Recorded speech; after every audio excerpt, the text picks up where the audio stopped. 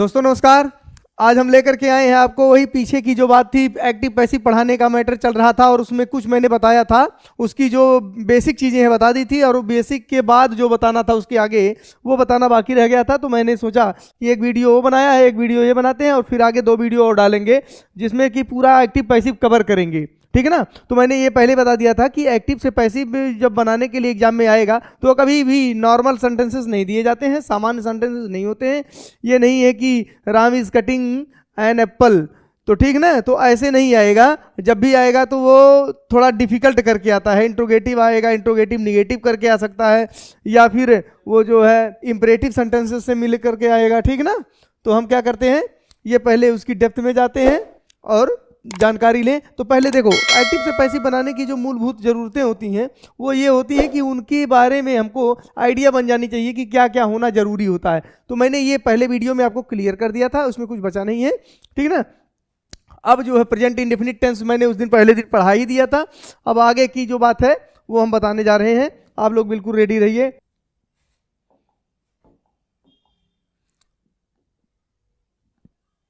ठीक, ये होगा नॉमिनेटिव केस,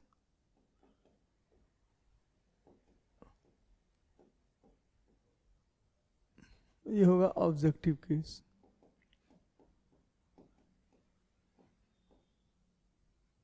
ठीक, अब देखिए नॉमिनेटिव केस और ये है ऑब्जेक्टिव केस। नॉमिनेटिव केस और ऑब्जेक्टिव केस को हमें क्या करना होता है, पहले जान लेना होता है। कारण ये है कि एक्टिव से पैसिव बनाते समय इन दोनों का विशेष योगदान होता है, ठीक ना। तो हम पहले जान ले, आई का objective case me, I, we, you, they, he, she, ठीक ना। तो वी का अस, यू का यू ऑब्जेक्टिव केस, दे का देम, ही का हिम और सी का हर, ठीक ना। अब ये देखिए, ये जो हमने आपके सामने रख दिया है, आई का मी, वी का अस, यू का यू, दे का देम और ही का हिम और सी का हर, ये जानना जरूरी होता है क्योंकि एक्टिव में यह भी पाया जाता है और यह भी पाया जाता है, ठीक।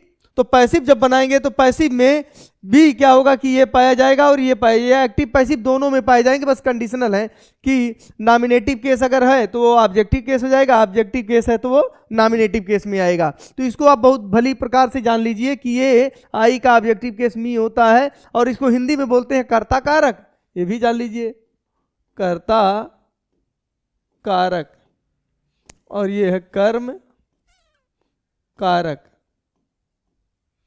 ठीक ना।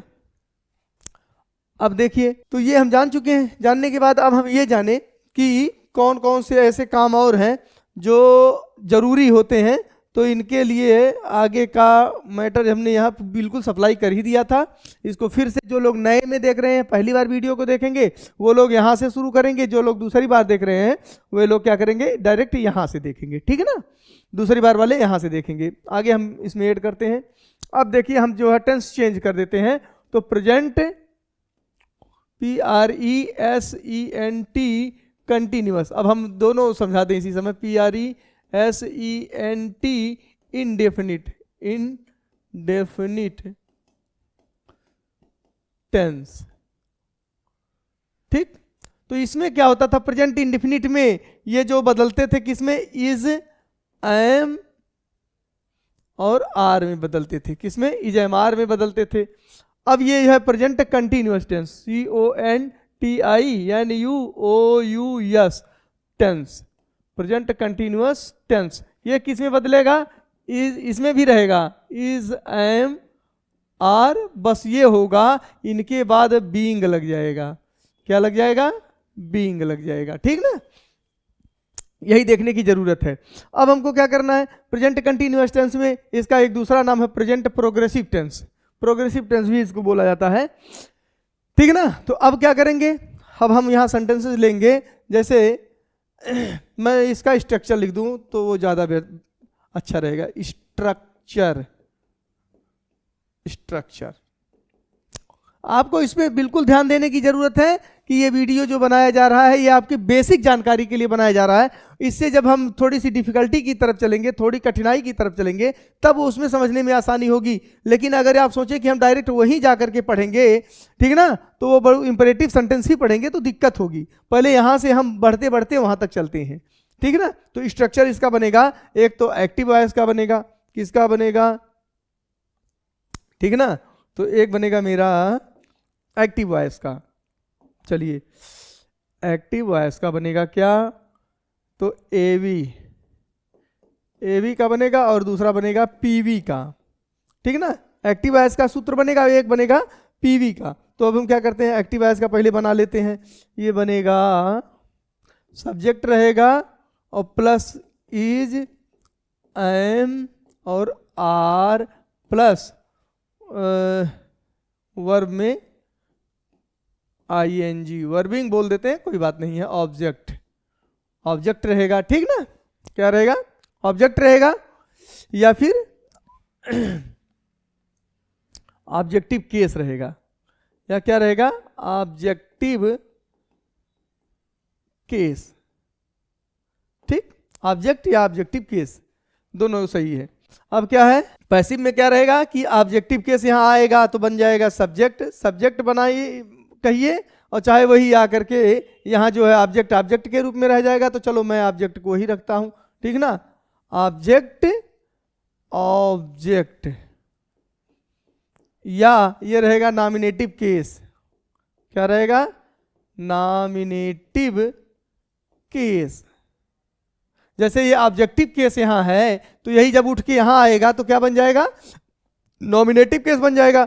Nominative case plus is, am, are plus being, being plus verb की third form plus object plus by plus objective case, objective case. ये स्ट्रक्चर आप बिल्कुल नोट कर लें, बिल्कुल जान लें, इसके सिवाय इससे अलग नहीं आएगा अगर प्रेजेंट कंटिन्यूअस टेंस से पूछा जाता है तो, ठीक ना। तो देखना क्या है कि इसमें ये जो आ रहा है वो इस कदर है कि सब्जेक्ट है, इज, एम, आर है, वर्ब में आईएनजी है, ऑब्जेक्ट है, ऑब्जेक्टिव केस है। फिर यही ऑब्जेक्ट जो है यहाँ सब्जेक्ट बन करके आएगा, नॉमिनेटिव केस में होगा, और इज, एम, आर लगेगा, बीइंग लगेगा, वर्ब की third form object by objective case, ठीक ना। इतना ये लगना तय है, ठीक, इतना तो क्लियर हो गया। अब हम क्या करते हैं, इसी सूत्र को ध्यान में रखेंगे और ध्यान में रख करके हम क्या करेंगे, इसमें समझेंगे, इसको आज इसका प्रयोग किया जाए। तो हमें लिखना क्या है, सीता, ठीक है, सेब खा रही है। चलिए यही छोटा सा, खा रही है, सीता सेब खा रही है। अब क्या करना है, पैसिव हम बना लें, ये सब्जेक्ट है, ये ऑब्जेक्ट है, इसको खींच के यहाँ लाएं, इसको खींच के यहाँ लाएं। तो सेब सीता के द्वारा, सीता के द्वारा खाया जा रहा है। सेब सीता के द्वारा खाया जा रहा है। अब हम क्या करते हैं, ट्रांसलेट करें। सीता सेब खा रही है तो सीता, सीता एक वचन इसलिए लगेगा is eating, Sita is eating an apple, an apple. चलिए अब देखिए क्या है, अब ये एन एप्पल ऑब्जेक्ट है, सीता सब्जेक्ट है। ऑब्जेक्ट को यहां उठा के लाएं सेब को, तो हम क्या लिखेंगे, an apple, an apple is, चूंकि एक सेब है तो इज लगेगा, इज। अब सूत्र क्या कहता है मेरा, सूत्र क्या कह रहा है कि इज के बाद, इज एम आर के बाद बीइंग लगेगा, तब वर्ब की थर्ड फॉर्म लगेगी। तो फिर क्या करेंगे, is being, an apple is being eaten. यहां ईट है, ईटिंग, तो ईटिंग आईएनजी फॉर्म है तो इसमें थर्ड फॉर्म लगाएंगे, तो ईट, एट, ईटन, ठीक ना। An apple is being eaten by Sita. समझ में आ गया होगा, बिल्कुल आ गया होगा, इसमें कोई दिक्कत तो है नहीं। अब इसी में ये कंटिन्यूअस बने, कंटिन्यूअस का अगर वो निगेटिव बनाएंगे तो इज नॉट ईटिंग हो जाएगा, तो an apple is not being, यहाँ नॉट आएगा तो यहाँ भी नॉट आ जाएगा। हम इज को बाहर करेंगे, इसमें से भी इज बाहर होगा, यहाँ WH वाला लगाएंगे तो इसमें भी WH वाला, यानी इसमें कोई दिक्कत नहीं है, बस खाली बेस हम जान जाए तो ठीक है ना। और फिर हम आगे देखें क्या है, देखते इधर। अब देखो जैसे हमने लिख लिया कि वह मुझे पढ़ा रहा है,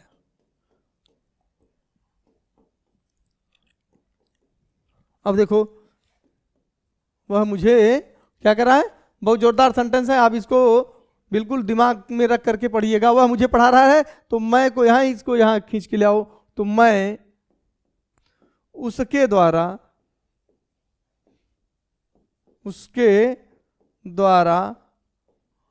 पढ़ाया जा रहा हूं,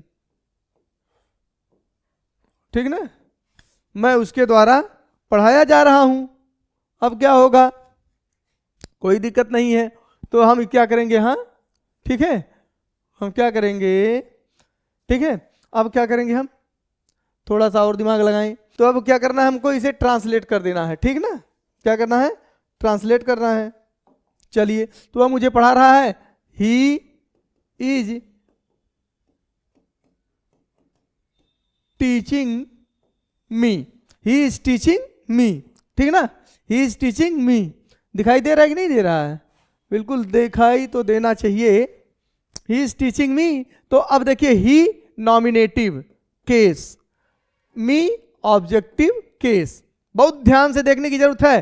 तो ये मी ऑब्जेक्टिव केस, ही नॉमिनेटिव केस, ये जो है उठ करके यहाँ आएगा और ये उठ के यहाँ जाएगा, तो ये ऑब्जेक्टिव केस यहाँ आएगा तो नॉमिनेटिव केस में बदलेगा, तो होगा क्या, तो मी है तो मी हो जाएगा आई, आई तो ही के साथ ही लगा तो आई के साथ एम लगेगा, आई एम। अब बीइंग स्ट्रक्चर कहता है, आई एम बीइंग टाट, TAUGHT, आई एम बीइंग टाट, आई एम बीइंग टाट बाई। अब देखिए यहाँ ही नॉमिनेटिव केस है तो यहाँ आएगा तो ऑब्जेक्टिव केस में आ जाएगा, तो ही का हिम क्या होगा, आई एम बीइंग टाट बाई हिम। समझ में आ रहा है कि नहीं आ रहा, वह मुझे पढ़ा रहा है तो ही इज टीचिंग मी, और मैं उसके द्वारा पढ़ाया जा रहा हूं तो आई एम बीइंग टाट बाई हिम। अभी समझ में आ गया होगा कि ये जो है ये क्या है, एनसी है, नॉमिनेटिव केस है, और ये क्या है, ऑब्जेक्टिव केस। बिल्कुल आप ध्यान से देखेंगे तो समझ में आ जाएगा कि ये कितना ऑब्जेक्टिव केस, OC। अब देख लीजिए, जो यहाँ नॉमिनेटिव केस में था वो यहाँ ऑब्जेक्टिव केस में है, और जो यहाँ ऑब्जेक्टिव केस में था वो यहाँ नॉमिनेटिव केस में है, ठीक है ना। और आगे हम देखते हैं, चलिए ठीक है। तो इस प्रकार से ये तो क्लियर हो गया कि ये जो क्या करता है, ING फॉर्म लगता है, और ING फॉर्म वाले में क्या करना होता है, वो बीइंग में आ जाता है और वर्ब की थर्ड फॉर्म लगती है। अब हम आ जाते हैं present perfect tense, perfect tense, present perfect tense. अब हमको क्या करना है, इसके बारे में हम जान लें। तो प्रेजेंट परफेक्ट टेंस में होता क्या है कि जो एक्टिव वॉइस होता है, एक्टिव वॉइस, और एक होता है पैसिव वॉइस। हम यही सीधा सीधा लिख दे, क्या करने के लिए मगजमारी पालें, सबसे अच्छा यही रहता है। देखिए एक्टिव वॉइस में क्या होता है, सब्जेक्ट प्लस हैव या फिर हैज प्लस वर्ब की थर्ड फॉर्म प्लस ऑब्जेक्ट, ठीक। अब देखिए, या ऑब्जेक्टिव केस भी आएगा,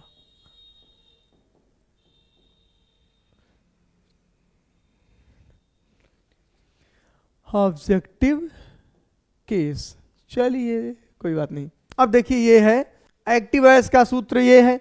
पैसिव वॉइस का क्या है, तो जो ऑब्जेक्टिव केस है वो यहाँ आएगा तो वो क्या बनाएगा, ऑब्जेक्ट या ऑब्जेक्टिव केस नॉमिनेटिव केस में आ जाएगा। ऑब्जेक्ट होगा या फिर नॉमिनेटिव केस, ठीक। Plus has oblique have plus been, ठीक ना, प्लस वर्ब की थर्ड फॉर्म प्लस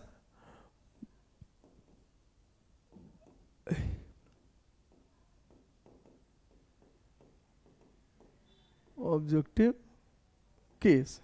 देखिए दोनों स्ट्रक्चर बिल्कुल आपके सामने है, दोनों में कुछ करना धरना नहीं है, सब कुछ आसान है, ठीक ना। हम क्या करते हैं, पहले हिंदी के सेंटेंसेस लेते हैं और उसमें से इनको क्लियर करेंगे कि कैसे कैसे बनाने हैं, ठीक ना। अब आगे देखते हैं क्या है। तो हम हिंदी में ले लें कोई एक वाक्य, ठीक ना। तो उन लोगों ने हमें, ठीक ना, मारा है।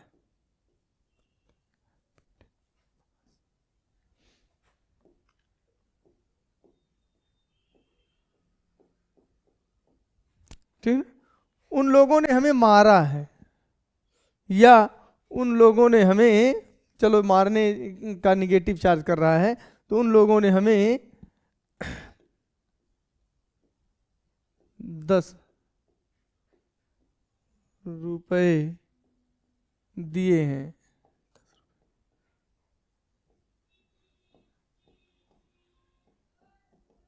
चलो उन लोगों ने हमें 10 रुपए दिए हैं। अब क्या करना है, तो 10 रुपए 10 रुपए उन लोगों के द्वारा, उन लोगों के द्वारा हमें दिया गया है।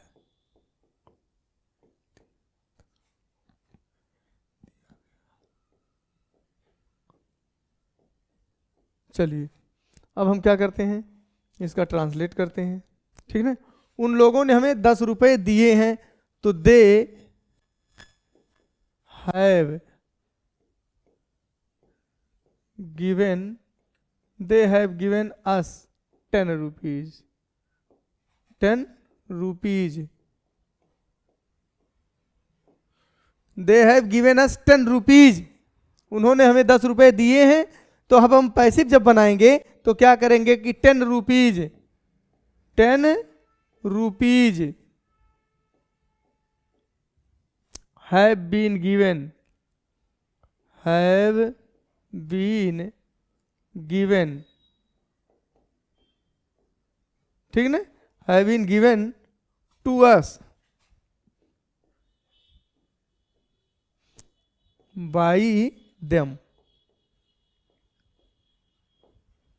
ठीक ना।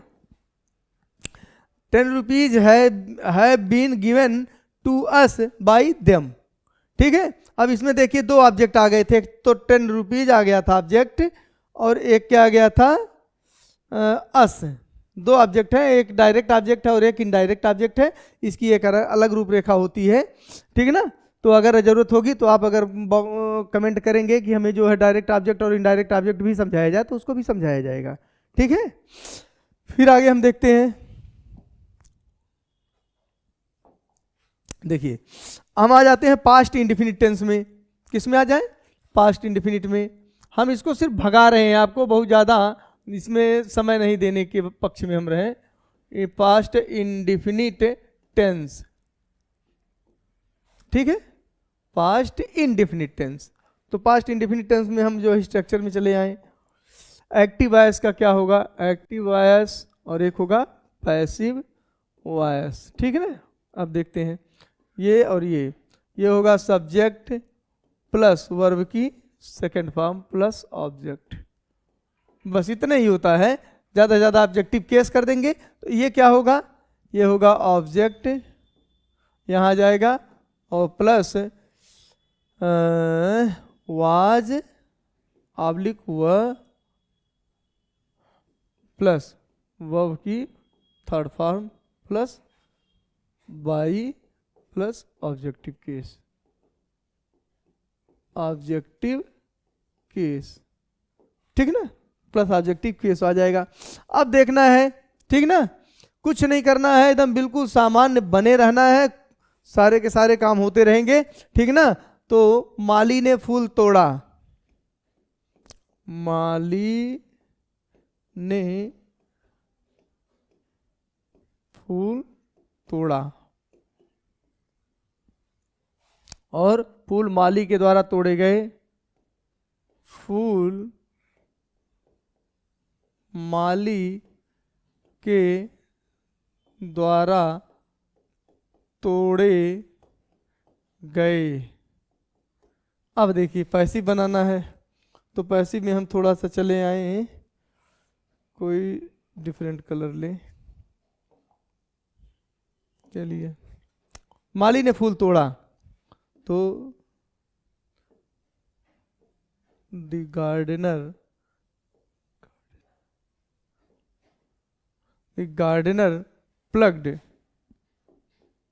प्लग्ड फ्लावर्स,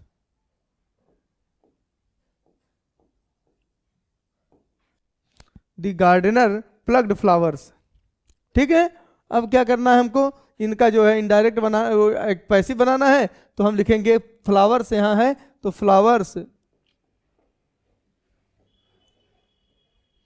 अब फ्लावर्स, अब इसमें क्या है, सूत्र क्या कहता है, वाज या वर, फ्लावर्स प्लूरल है, तो were, flowers were plugged, plugged by the gardener,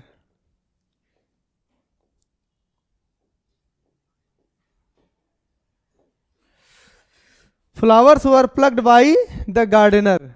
बिल्कुल समझ में आ रहा होगा, कोई डिफिकल्टी नहीं फील हो रही होगी, कुछ है ही नहीं है इसमें। हम तो तब इसमें बहुत ज़्यादा ध्यान लगाएंगे, दिमाग लगाएंगे, जब मैटर डिफिकल्ट होते जाएंगे तब, ठीक ना। अभी तो इसे बेसिक जानकारी लेते रहें, ठीक है। अब ये तो हो गया हमारा क्या, पास्ट, ये विशेष करके आपको इतना जान लेना चाहिए, ये और ये इतना जानने की जरूरत है, स्ट्रक्चर जान लेने की जरूरत है। बाकी तो पैसिव जो बनाना है, तो वो स्ट्रक्चर जान लिया तो पैसिव तो बनाता है, उसमें कुछ करना धरना नहीं रहता है, ठीक ना। अब फिर हम आगे आ जाते हैं, एक टेंस, पास्ट कंटिन्यूअस खत्म हो गया, अब पास्ट कंटिन्यूअस, हाँ अभी तो बचा है PASTCONTINUOUS, पास्ट कंटिन्यूअस टेंस। अब देखिए क्लासेस में क्या होता है कि मेरे पढ़ाने में मैं बहुत ज़्यादा तड़क भड़क बोलता नहीं हूँ, ठीक है ना, बहुत ज़्यादा चिल्ला करके या बहुत ज़्यादा डेकोरेटिव दे करके मैटर, ऐसा कुछ नहीं है। मौलिक जानकारी होनी चाहिए, मौलिकता की तरफ अगर आप बढ़ेंगे तो आज नहीं कल उसका लाभ आपको डेप्थ तक मिलेगा। और तड़क भड़क के पीछे पड़ेंगे तो फिर तड़क भड़क वाली कहानी हम दे नहीं पाएंगे, और आप ढूंढते रहेंगे तो फिर जो है परेशान भी आगे चल करके होंगे, निश्चित होंगे, इसमें कोई संशय है की बात ही नहीं है, ठीक है ना। तो पास्ट कंटिन्यूअस का हम स्ट्रक्चर लिख दें, तो ये होगा सब्जेक्ट एवी और एक होगा पीवी। एक्टिव वॉइस का क्या होता है, मैं टेंस भी पढ़ाते चल रहा हूं, तो सब्जेक्ट होगा प्लस वाज ऑब्लिक व प्लस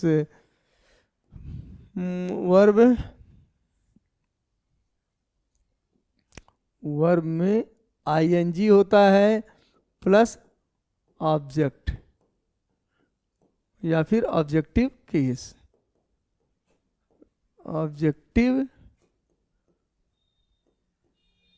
और केस, ठीक ना। अब देखते हैं पैसिव में क्या होगा, ये होगा object plus was oblique were plus being plus verb की थर्ड फॉर्म प्लस ऑब्जेक्ट या फिर by objective case, objective case. देखिए अब क्या होगा, इसको हम बढ़िया से जान लें, ठीक है। जान लेंगे तो अभी क्या है, देखते रहेंगे, एग्जाम्पल आएंगे तुरंत इसका प्रयोग होगा, अब उसमें ज्यादा बढ़ई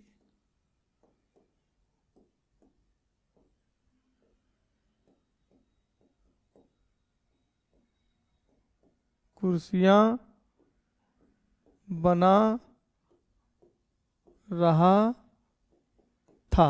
बढ़ई क्या कर रहा था, कुर्सियां बना रहा था। और फिर क्या करना है, कुर्सियां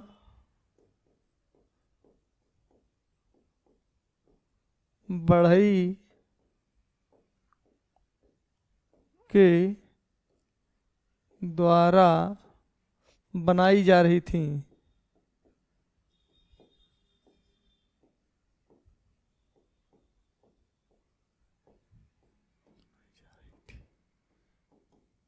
कुर्सियां बढ़ई के द्वारा बनाई जा रही थी, ठीक ना। अब क्या करना है, कुछ नहीं करना है, बिल्कुल इसी स्ट्रक्चर पे हमको चलना है, उससे इतर कुछ भी नहीं दिमाग लगाने की जरूरत है, परेशान नहीं होना है, ठीक है। अब देखना, ये देखो बड़ी कुर्सियां बना रहा था, तो दी कारपेंटर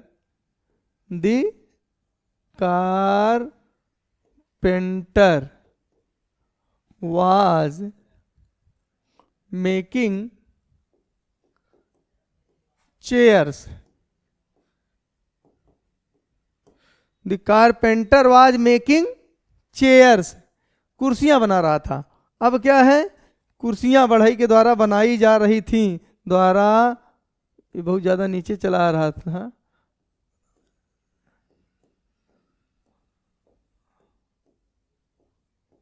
बनाई जा रही थी, ठीक ना। तो कुर्सियां बढ़ई के द्वारा बनाई जा रही थी, तो हमको क्या करना है, कुछ नहीं करना है, बस इसी को चेयर्स को क्या करके उठा के यहां ले आना है और कारपेंटर को उठा के यहां ले जाना है, ठीक ना। तो चेयर्स, अब क्या है, वाज है तो यहां प्लूरल है, वर बीइंग। सूत्र देखते रहिएगा, चेयर्स ऑब्जेक्ट था, ऑब्जेक्ट आ गया है, वाज वर्ब में से एक लेना था, हमने वर ले लिया है, बीइंग आ गया, बीइंग आ गया, वर्ब की थर्ड फॉर्म, या मेक था तो मेक का रूप चलेगा, मेक, मेड, मेड।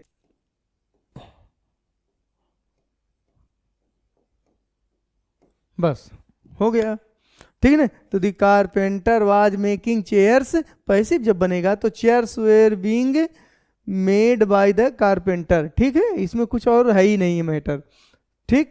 आगे हम आते हैं, एक एक करके हम स्लिप करते जाते हैं, बहुत डेप्थ में नहीं जाएंगे, ठीक है। आपका एग्जाम है तो इसमें ज़्यादा परेशान होना नहीं है, मैंने पहले बता दिया है, तो इसलिए हम क्या करेंगे, पास्ट परफेक्ट टेंस में चलेंगे। किस में चलेंगे, पास्ट परफेक्ट टेंस में चलेंगे, बहुत जल्दी जल्दी जल्दी जल्दी में हम भगेंगे, ठीक।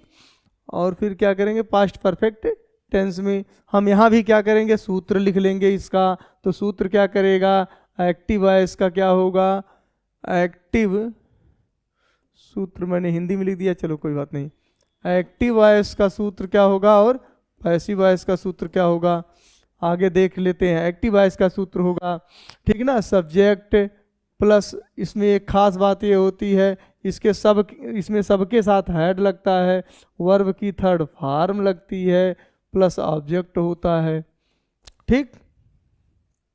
या फिर इसको ऑब्जेक्टिव केस में भी आगे बोल सकते हैं, तो ऑब्जेक्ट यहाँ आ जाएगा, ऑब्जेक्ट होगा प्लस हेड, हेड के साथ बीन बढ़ जाएगा एक, प्लस वर्ब की थर्ड फॉर्म होगी, प्लस ऑब्जेक्ट होगा, प्लस बाई ऑब्जेक्ट।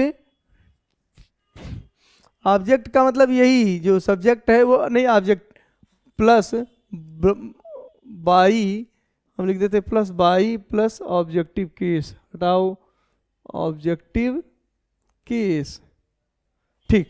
अब देखिए ये होगा, ये सूत्र हमारे सामने है, अब इसमें कुछ करना धरना है ही नहीं है, आराम से हमको जानने की जरूरत है, कुछ भी नहीं है।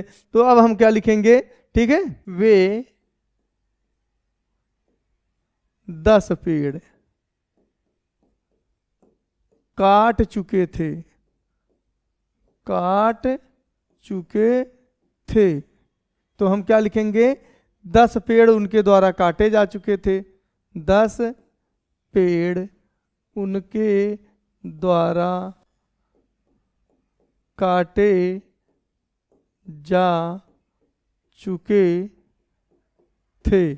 मैं देखो एक चीज़ और बता दूं कि मैं इसको हिंदी में क्यों लिख रहा हूँ। हिंदी में लिखने के पीछे का एक कारण ये है कि ट्रांसलेट आपको भी करने के लिए आएगा, ठीक है, परीक्षा में, तो वो भी तो कम से कम इसी बहाने आपका कुछ ना कुछ जानकारी जो पीछे की छूटी हुई है वो भी रिपीट हो जा रही है। और साथ ही साथ एक चीज़ और है कि हिंदी में भी पैसिव आएगा।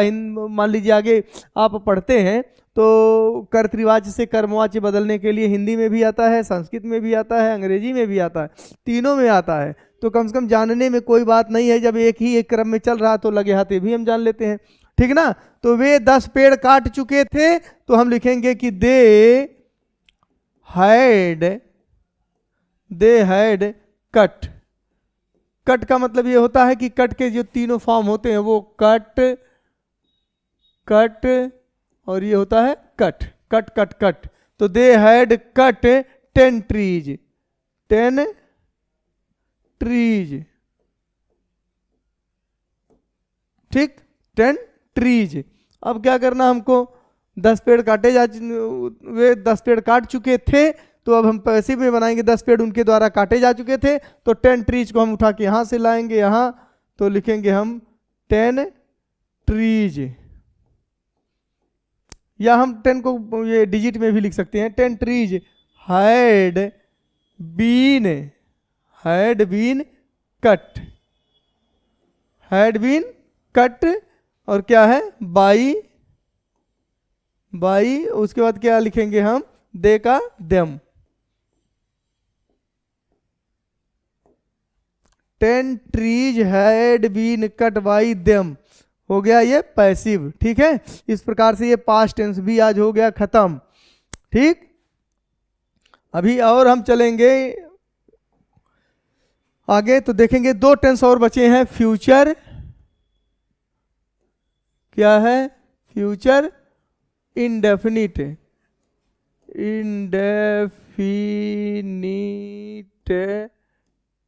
Tense, future indefinite tense. अब हम क्या करेंगे, इसमें कुछ नहीं करना है। आप अब तक जितने भी पैसिव बनाए हैं, चाहे वो प्रेजेंट इंडेफिनिट हो, चाहे पास्ट इंडेफिनिट हो, और चाहे फ्यूचर इंडेफिनिट हो, हमने ये देखा है कि जो क्रियाएं होती हैं पैसिव बनाते समय वो हमेशा लेन देन होता है कंटिन्यूअस से। किससे होता है, कंटिन्यूअस टेंस से होता है। तो प्रेजेंट इंडेफिनिट हम बनाते थे तो उसमें ईजेएमआर नहीं लगता था टेंस में। पैसिव जब बनाना शुरू किया तो फिर क्या हुआ कि ईजेएमआर लेके आए, पैसिव बनाया।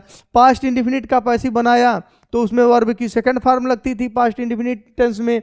तो पैसिव जब बनाना शुरू किया तो हेल्पिंग वर्ब वाज वेयर, जो कि पास्ट कंटिन्यूअस टेंस की हेल्पिंग वर्ब है, उसको ले आए। अब आगे फिर मैटर आ जाता है हमारा फ्यूचर इंडेफिनिट का। तो फ्यूचर इंडेफिनिट का भी जब पैसिव बनेगा तो वो हेल्पिंग वर्ब कहाँ से लाएगा, कंटिन्यूअस वाली लेके आएगा। तो हम यहाँ लिख लेंगे इसके स्ट्रक्चर को, ठीक ना। एक्टिव वॉइस, क्या लिखेंगे, एक्टिव वॉइस, एक्टिव वॉइस लिखेंगे। तो एक्टिव वॉइस का स्ट्रक्चर किस कदर बनेगा, तो सब्जेक्ट होगा प्लस विल या फिर शैल प्लस वर्ब की फर्स्ट फॉर्म प्लस ऑब्जेक्ट। छोड़िए इतना छोटा छोटा बनाइए।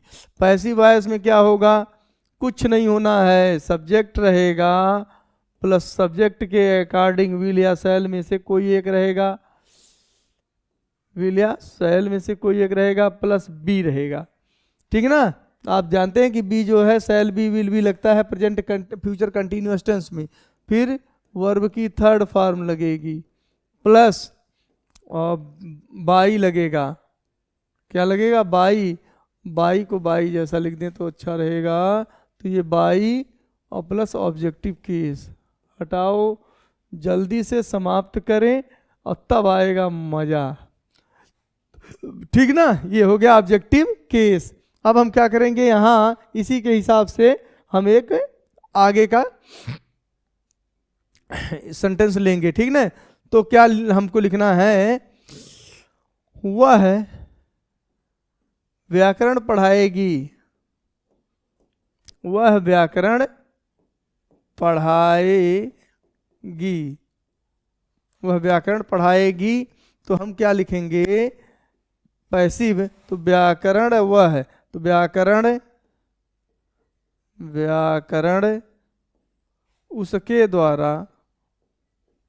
उसके द्वारा पढ़ाया जाएगा। ठीक ने, व्याकरण उसके द्वारा पढ़ाया जाएगा, तो हम लिखेंगे वह व्याकरण पढ़ाएगी, तो she will teach grammar, she will teach grammar. तो अब क्या होगा, हम ग्रामर को उठा के यहां से और इसके बीच इंटरचेंजिंग करेंगे, तो ग्रामर पहले आ जाएगा, तो हम लिखेंगे ग्रामर विल, और विल के बाद सूत्र क्या कहता है, विल या शैल के बाद बी लगेगा, तो विल बी, वर्ब की थर्ड फॉर्म टाट, TAUGHT, बाई, और यहाँ जो पहले सी था, तो सी जो कि नॉमिनेटिव केस में था, तो नॉमिनेटिव केस में से हट करके वो ऑब्जेक्टिव केस में हो जाएगा, तो हो जाएगा क्या, बाई देम हर, क्या हो जाएगा, बाई हर। ठीक ना, अब ये इस प्रकार से हो गया फ्यूचर इंडेफिनिट टेंस। मैटर को जानने की जरूरत है, बहुत ज्यादा सेंटेंसेस नहीं, एक सेंटेंसेस का जितना विस्तार होगा, जितना ज्यादा से ज्यादा एग्जांपल दिए जाएंगे उतना क्लियर होगा। नहीं, आप 10th में आ गए हैं तो थोड़ा सा आपको सेंस लगाना पड़ेगा। ठीक है, कुछ नया अगर आपको नहीं लग रहा है, पुराना लग रहा है तो भी अच्छा है, क्योंकि आप जान रहे हैं, और नया लग रहा है तो भी अच्छा है। पुराने में जानने के बाद भी आपको लग रहा है कि कुछ नया नहीं मिला है, तो आप जरूर लिख के भेजिए, या कहाँ आपको अटकलें लग रही हैं, ज़्यादा दिक्कत हो रही हैं, बता नहीं पा रहे हैं, तो या कोई ऐसे सेंटेंसेज है जो आपको फंसा रहे हैं, तो आप जो है जरूर मैसेज बॉक्स में डालेंगे अपना मैटर, मैं उसको देख करके फिर आपको क्लियर करूंगा। ठीक है ना, चलिए आगे क्या है, एक और बचता है जो कि बताना बहुत जरूरी है, और वो है फ्यूचर परफेक्ट टेंस। क्या है, future perfect tense, future perfect tense.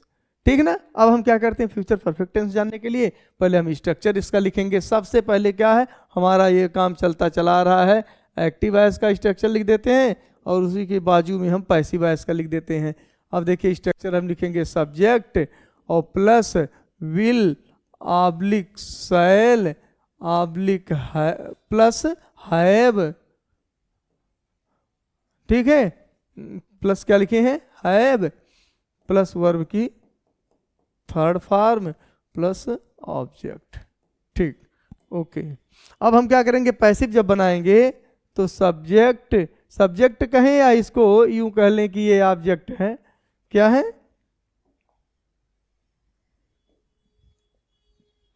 ये क्या है, ऑब्जेक्ट है। तो object plus will oblique shall plus have plus been plus been, verb की थर्ड फॉर्म, और plus by plus objective case.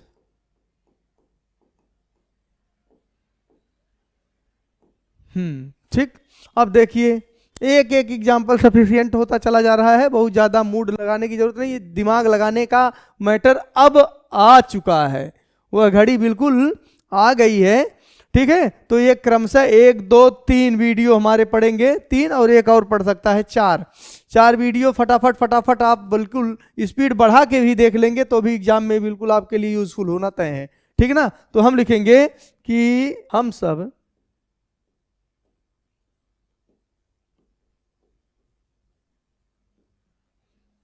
नाश्ता कर चुकेंगे या फिर चुके होंगे,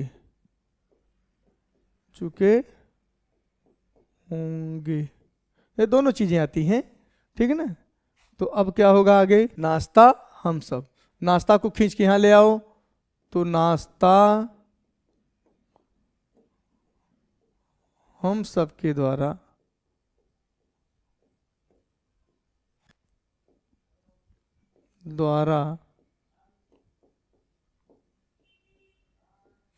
किया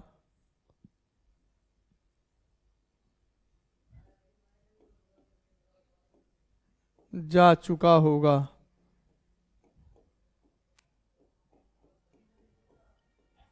ठीक, अब देखिए हम सब नाश्ता कर चुकेंगे या चुके होंगे, बात एक ही है, बहुत ज़्यादा डिफरेंस नहीं इन दोनों में है, ठीक है ना, चुकेंगे या चुके होंगे। तो अब क्या करना है, इसमें हमें अलग अलग इनका दोनों का, एक्टिव का भी और पैसिव का भी ट्रांसलेशन कर लेना है, कुछ है ही नहीं है इसमें ज़्यादा। तो हम लिखेंगे यहाँ वी क्या है, we shall have taken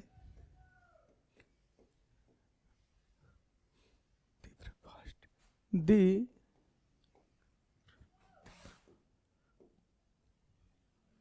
BREAKFAST,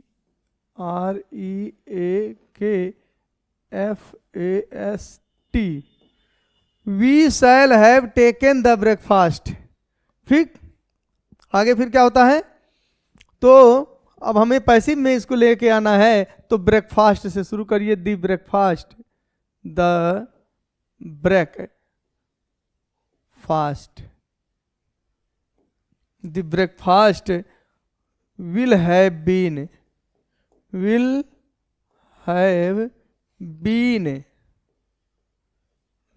been taken